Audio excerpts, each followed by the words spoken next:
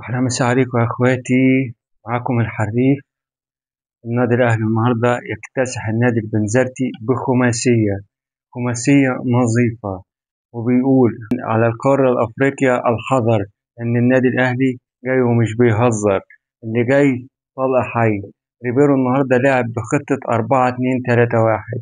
ابتدى بن الشناوي كحراسة المرمى، وثق فيه بعد الجون اللي دخل فيه المرة اللي فاتت، إن الشناوي أسطورة وأسطورة الأهلي بعد حسام الحضري. حسام الحضري واحد كان من أساطير النادي الأهلي، والشناوي بيكمل مسيرته وبيقول النهاردة أنا لازلت ولسه عندي كتير، وإن شاء الله هكمل وهعتزل في النادي الأهلي.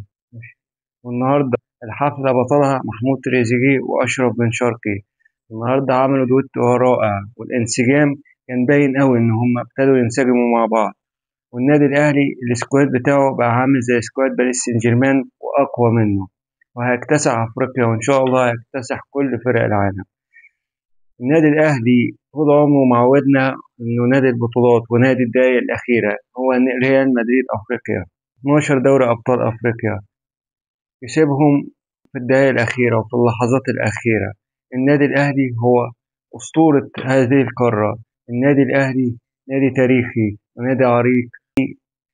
وأنهيها ببيت شعر: كل المليحة بالتيشيرت الأحمر، ماذا فعلتم في عاشق متيم.